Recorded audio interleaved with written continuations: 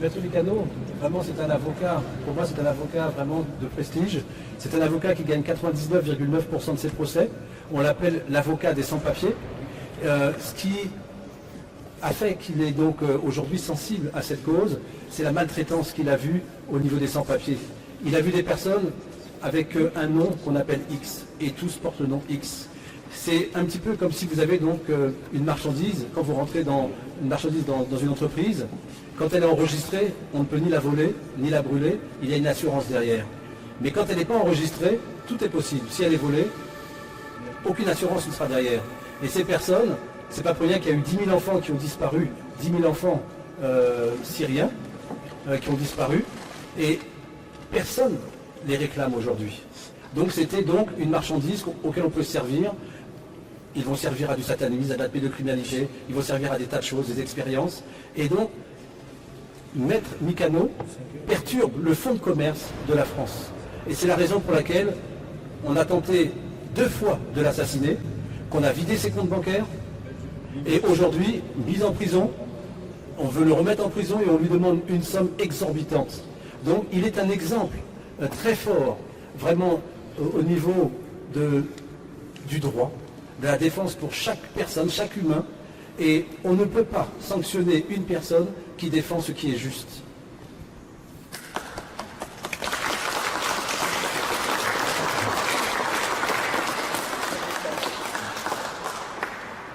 Bon, merci de me passer la parole. Je crois que tu as tout dit. Hein. C'est qu'on assiste dans ce pays à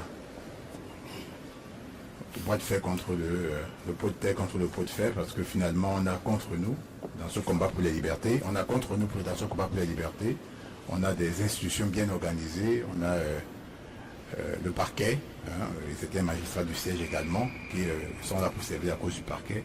Alors quand on a contre soi le parquet, les juridictions du siège, qu'on a contre soi la police, effectivement, c'est vrai effectivement que le combat est difficile, mais il faut le mener ce combat.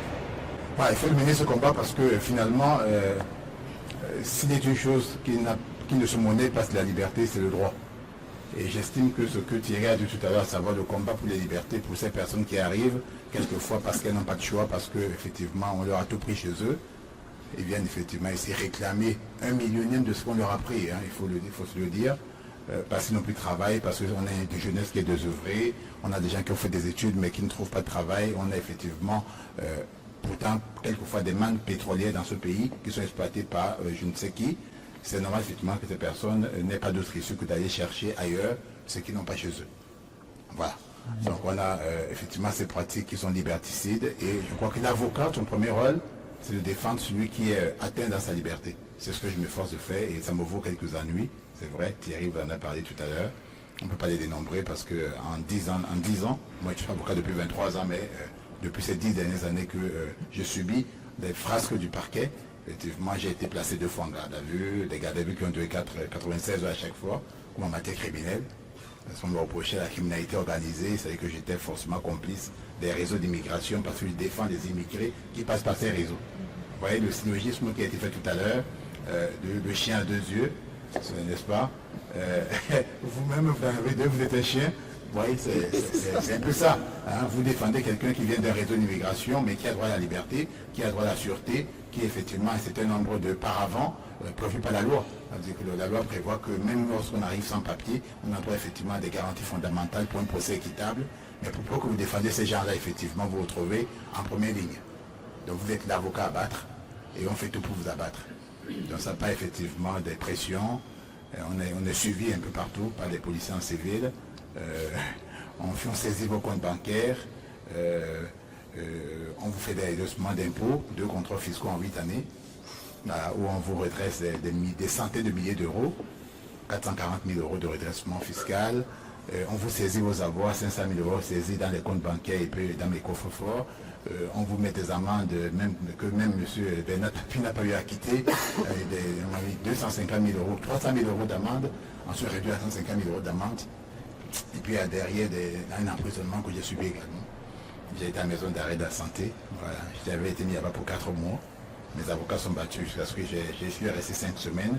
Ensuite, j'ai eu une interdiction géographique. Je ne pouvais plus parler dans le 93-94 parce que dans le 94, on a l'aéroport d'Orly.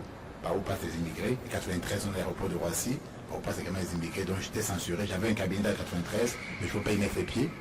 Donc j'étais interdit géographique.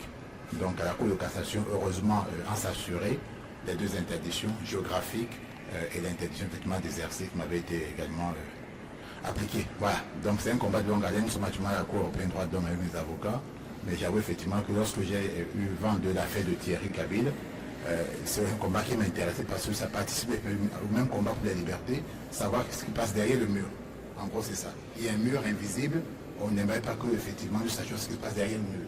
Une fois qu'on essaie de le franchir, effectivement, tout est mis en œuvre pour vous éviter de le franchir. Voilà, donc c'est un combat que je salue et puis tout ce qui s'est passé tout à l'heure, nous le vivons au quotidien. Hein. C'est-à-dire ces temps de parole qui sont limités. À chaque fois, effectivement, qu'on dit des choses qui dérangent, forcément le magistrat va vous dire, maître, vous n'avez plus la parole, je la reprends. J'ai bien aimé l'expression du magistrat pour ne pas dire le contraire. Vous êtes maître de votre dossier, mais la cour est maître du temps. Voilà, ça vous a pas échappé, hein. La cour est maître du temps, comme si quelqu'un pouvait effectivement maîtriser le temps. Quelqu'un disait que l'espace est l'étendue de notre puissance. C'est vrai, on peut conquérir l'espace. D'ailleurs, on l'a déjà fait, on était à la Lune, on était en Mars, mais le temps est la forme de notre impuissance. Mais aujourd'hui, j'ai été heureux d'apprendre que la cour est maître du temps. Voilà, donc c'est ça. Alors, donc, j'espère que c'était, au-delà du coup de théâtre, hein, c'était effectivement la démarche idoine, l'attitude à avoir que mon confrère a eu effectivement de dire, vous me confisquez la parole, alors que la parole est libre, alors que l'avocat qui plaît n'a pas de compte à rendre, comme il vous l'a rappelé tout à l'heure. Effectivement, il y a une unité de parole. J'ai droit quand même d'expliquer effectivement sur ce qui vous, ce combat qui dure depuis 18 années. Mais effectivement, j'ai compris que un combat de 17 ans, pour 15 minutes de parole, ça fait donc on a moins de minutes de temps de parole par année écoulé dans ce combat. En gros, c'est un peu ça, quoi.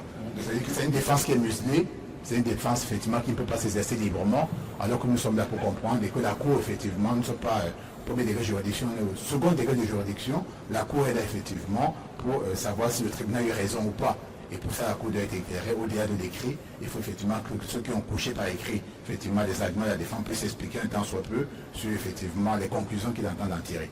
Donc voilà, donc tout ça est symptomatique des entraves que nous rencontrons tous les jours dans ce pays, lorsqu'à chaque fois, effectivement, comme mon confrère l'a dit, on essaie de cacher la lumière, effectivement, l'ombre essaie de prendre le dessus sur la lumière.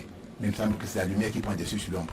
C'est un combat qui vaut la peine, ce combat pour la liberté. Je vais effectivement le mener aux côtés de Thierry Kabyle et de ceux effectivement qui l'entourent, mes confrères effectivement qui jusqu'alors l'ont entouré de la meilleure des façons.